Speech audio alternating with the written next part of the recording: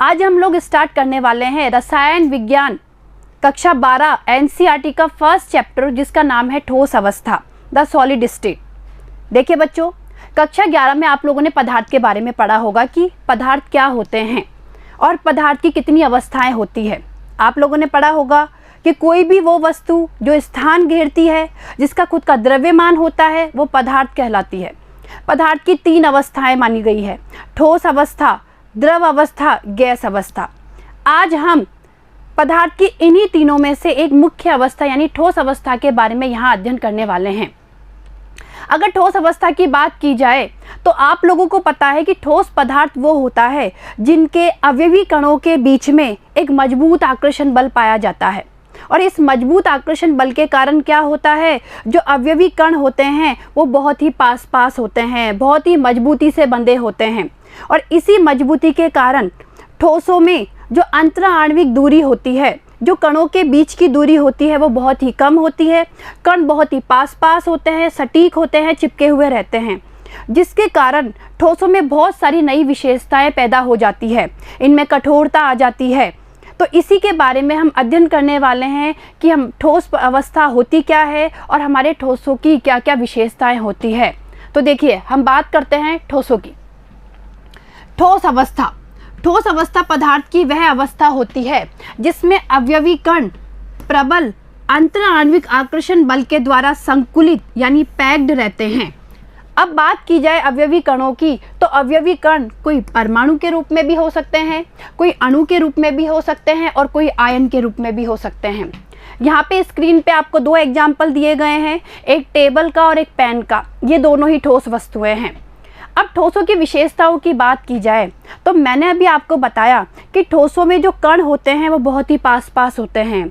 उनके बीच में जो आकर्षण बल होता है वो बहुत ही ज़्यादा होता है। आकर्षण बल ज़्यादा होने के कारण इनके बीच की जो अंतराण्विक दूरी है वो बहुत कम होती है। इनके कण बहुत पास होते हैं।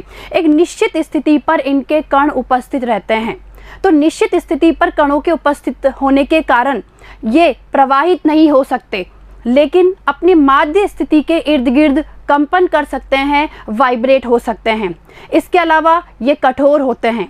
तो चलिए हम ठोसों की विशेषताओं की बात कर लेते हैं कि हमारे ठोसों में क्या क्या विशेषताएं होती है। ध्यान दीजिएगा, ठोसों में अंतराण्विक आकर्षण बल कैसे होते हैं? प्रबल होते हैं। अंतराण्विक दूरी बहुत कम।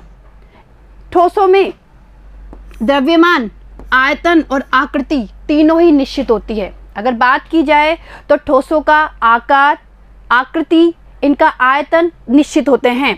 ठोसों में जो अवयवी कण होते हैं वो निश्चित स्थिति पर रहते हैं और अपने माध्य स्थिति के इर्द गिर्द वो कंपन करते हैं।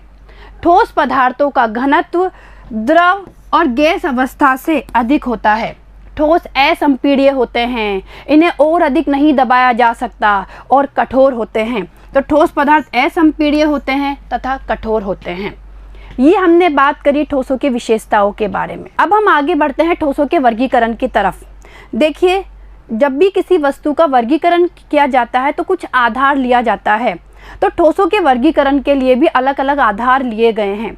हम पहले प्रकार का जो ठोसों का वर्गीकरण पढ़ने वाले हैं वो अवयवी कणों की व्यवस्था के आधार पर पढ़ने वाले हैं। ये कहा जाता है कि अवयवी कणों की व्यवस्था के आधार पर जो हमारे ठोस पदार्थ होते हैं वो 2 तरीके के होते हैं।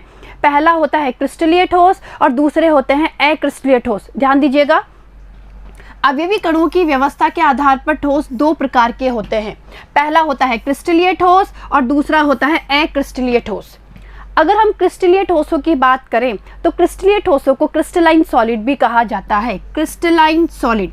और हम अक्रिस्टलीय ठोसों की बात करें तो इन्हें अमोर्फस सॉलिड भी कहा जाता है। अभी क्रिस्टलीय ठोस और अक्रिस्टलीय ठोसों में अंतर क्या होता है, ध्यान दीजिएगा। ये कहा जाता है ऐसे ठोस जिसमें कणों की एक निश्चित व्यवस्था होती है, कणों की एक निश्चित अरेंजमेंट होती है, कण एक नियमित क्रम में, एक निश्चित क्रम में व्यवस्थित रहते हैं। इस प्रकार के ठोसों को कहा जाता है क्रिस्टलीय ठोस। कहने का तात्पर्य है क्रिस्टलीय ठोसों में अवयवी कणों की एक नियत स्थिति होती है, एक रेगुलर पैटर्न होता है, एक अरेंजमेंट होता है। जबकि हम बात करें अक्रिस्टलीय ठोसों की तो अक्रिस्टलीय ठोसों में अवयवी कणों का कोई निश्चित पैटर्न नहीं होता, कोई निश्चित व्यवस्था नहीं होती, कोई निश्चित अरेंजमेंट नहीं होता। अब देखिए आपके सामने दो चित्र प्रदर्शित किए गए हैं, इनके माध्यम से हम अक्रिस्टलीय ठोसों को और क्रिस्टलीय ठोसों को समझने की कोशिश करेंगे। ये पहला वाला चित्र आप जो देखेंगे ये अवयवी कणों की व्यवस्था दिखाता है क्रिस्टलीय ठोसों में, और ये जो दूसरा वाला चित्र आप ध्यान से देखेंगे ये अवयवी कणों की व्यवस्था बताता है अक्रिस्टलीय ठोसों में। तो ये व्यवस्था बताता है क्रिस्टलीय ठोसों की, ये व्यवस्था बताता है क्रिस्टलीय ठोसों की, और ये व्यवस्था बताता है अक्रिस्टलीय ठोसों की।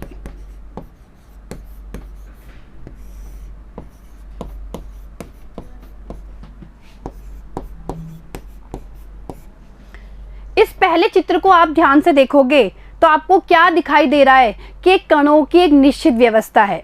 बच्चों ध्यान दीजिएगा, ये आपको जो ये गोलाकार सर्कल्स दिखाए जा रहे हैं ये किसी भी ठोस के अवयवी कणों को प्रदर्शित कर रहे हैं। और आप लोगों को मैंने बता दिया है कि अवयवी कण किसी परमाणु के रूप में हो सकते हैं, कोई अणु हो सकता है या कोई आयन हो सकता है। यहाँ पे ये आपको अवयवी कणों को प्रदर्शित कर रहे हैं। तो क्रिस्टलीय ठोसों की हम बात करें तो अवयवी कण इस तरीके से निश्चित व्यवस्था में व्यवस्थित रहते हैं।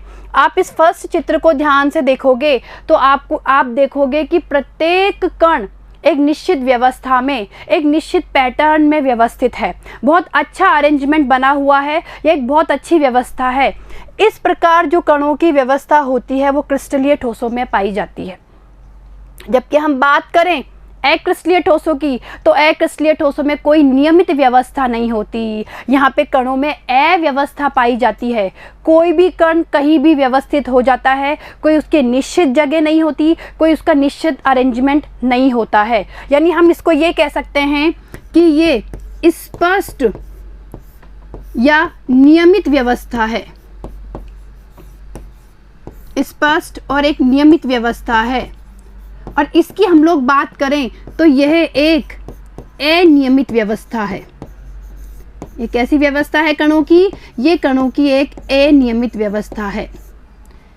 अब हम बात करते हैं कि हमारे क्रिस्टलीय ठोसों और अक्रिस्टलीय ठोसों में और भी कोई अंतर होता है। चलिए हम इनके अंतर की बात कर लेते हैं।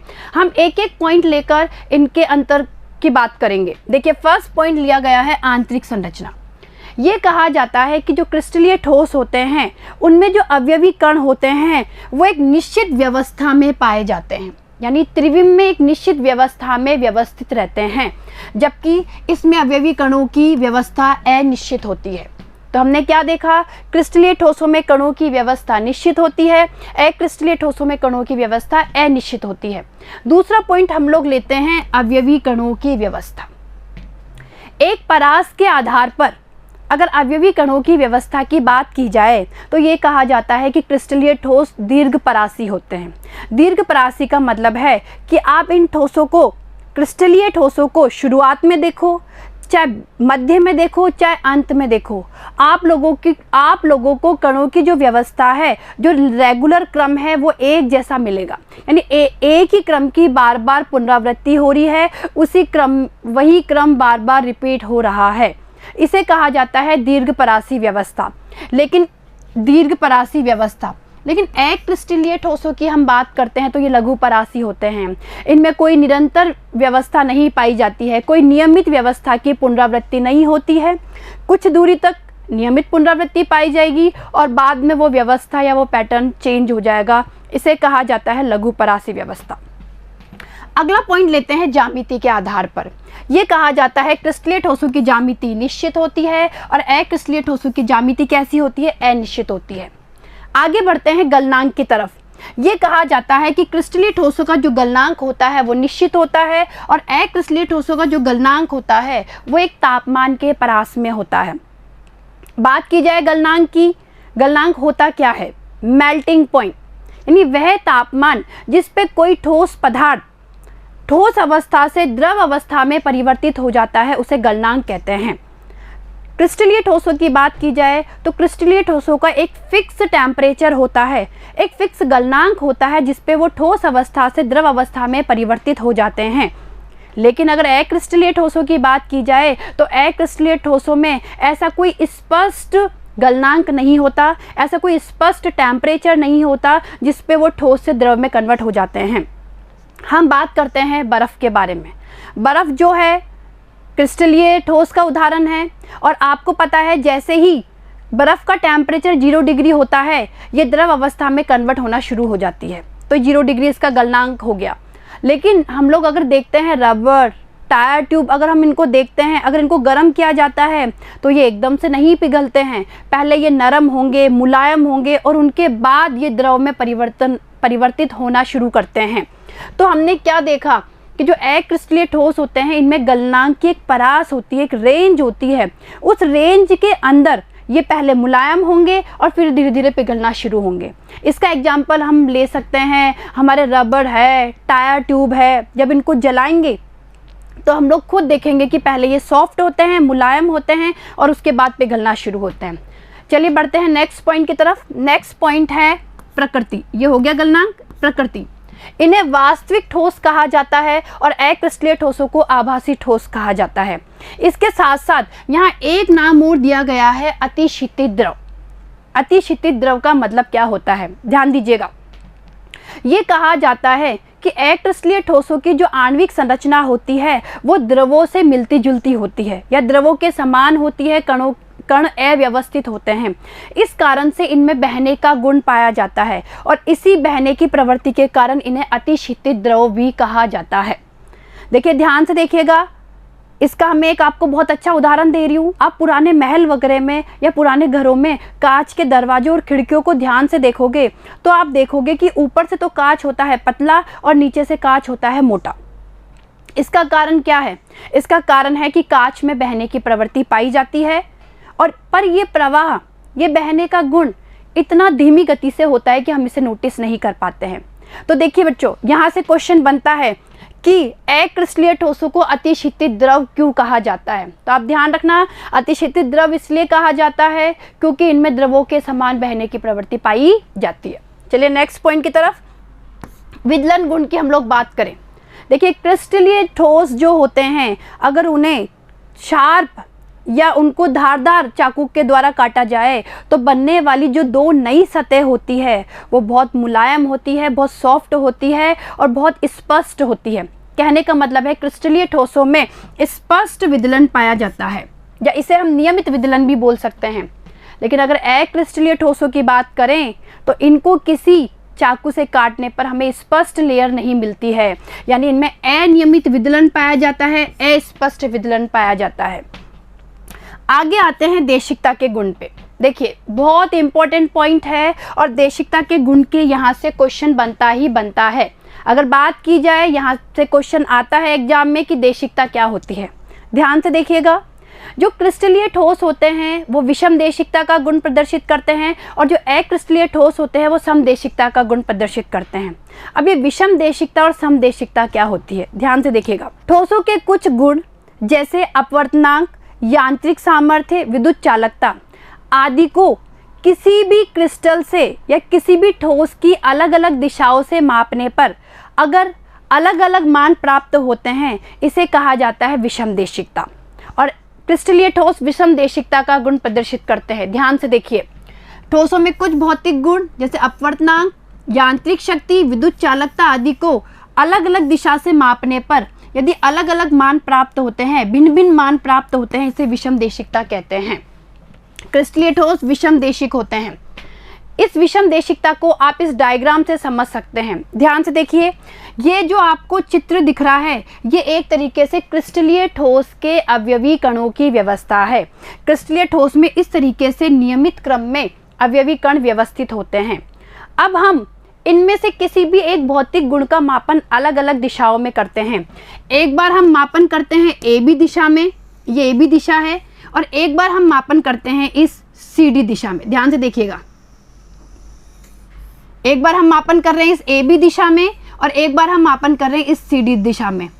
आप ध्यान से देखेंगे कि जब हम ए बी दिशा में मापन कर रहे हैं तो उस स्थिति में कणों की व्यवस्था देखी जाए तो एक तरफ तो सारे ब्लू कलर के कण आ गए और एक तरफ सारे वाइट कलर के कण आ गए। ध्यान से देखिए बच्चों, जब हम ए बी दिशा में इन भौतिक गुणों का मापन करते हैं तो एक तरफ तो सारे ब्लू कलर के कण आ गए और दूसरी तरफ सारे वाइट कलर के कण आ गए। और इसी गुण का मापन अगर हम सी डी दिशा में करते हैं तो आप देखेंगे हमें यहाँ पे अल्टरनेट क्रम में एक बार ब्लू, एक बार वाइट, एक बार ब्लू, एक बार वाइट कण प्राप्त हो रहे हैं। देखिए जब सीधी दिशा में मापन किया जाता है तो इधर देखिए पहले वाइट, फिर blue, white blue, white blue, इधर भी आप ध्यान से देखेंगे वाइट ब्लू, वाइट ब्लू। तो आपने क्या देखा? आपने देखा कि ए बी दिशा में कणों की व्यवस्था अलग है, सी डी दिशा में कणों की व्यवस्था अलग है, और ये कणों की जो अलग अलग व्यवस्था प्राप्त हो रही है, इसी कारण से इन भौतिक गुणों के मान भी हमें अलग अलग प्राप्त होते हैं, और इसे ही कहा जाता है विषमदेशिकता। मैं आपको इसे NaCl के एग्जाम्पल से एक बार दोबारा समझाना चाहती हूँ। बेटा ये बहुत इंपॉर्टेंट पॉइंट है, विषमदेशिकता से क्वेश्चन बनता ही बनता है, तो ये आपके लिए समझना बहुत जरूरी होता है। देखिए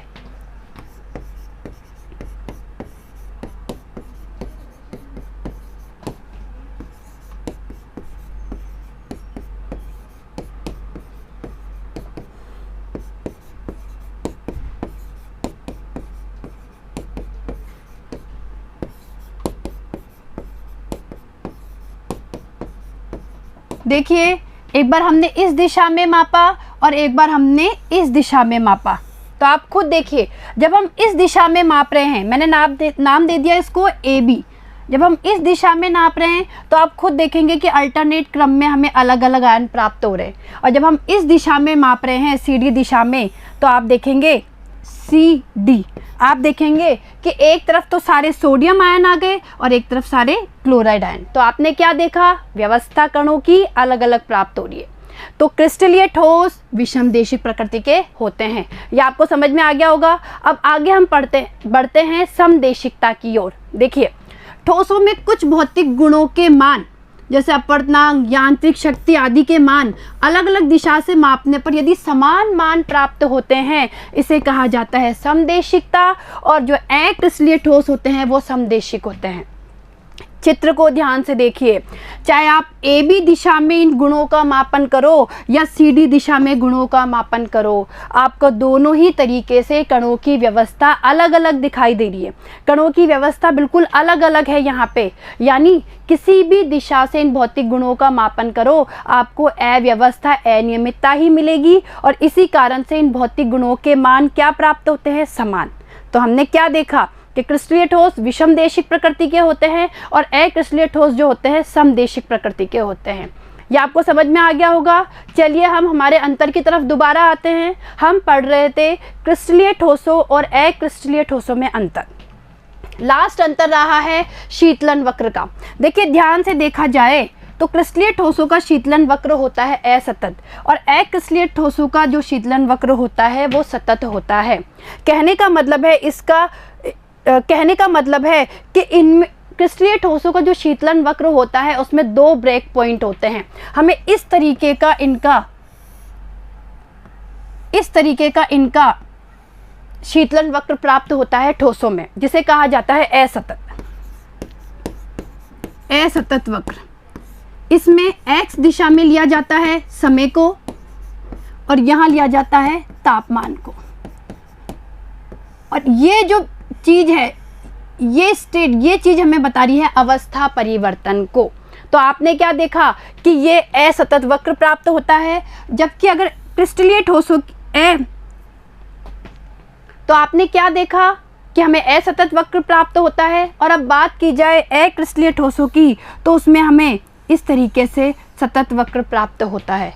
यानी कहने का मतलब है क्रिस्टलीय ठोसों का शीतलन वक्र असतत होता है, इस टाइप का प्राप्त होता है, और अक्रिस्टलीय ठोसों का शीतलन वक्र सतत होता है, हमें इस तरीके का प्राप्त होता है सतत। तो अब हम बात कर लेते हैं उदाहरण की। क्रिस्टलीय ठोसों का उदाहरण है सोडियम क्लोराइड एंड क्वार्ट्ज। अक्रिस्टलीय ठोसों का उदाहरण है कांच, क्वार्ट्ज निर्मित कांच, रबर, टेफ्लॉन और PVC। तो देखिए बच्चों, आज हम लोगों ने क्या क्या पढ़ा। हम लोगों ने पढ़ा ठोसों के बारे में, ठोसों की विशेषताओं के बारे में, अवयवी कणों के आधार पर ठोसों के प्रकार के बारे में, और क्रिस्टलीय और अक्रिस्टलीय ठोसों में क्या अंतर होता है, ये आज हम लोगों ने पढ़ा। इससे आगे के टॉपिक हम नेक्स्ट वीडियो में पढ़ेंगे। धन्यवाद।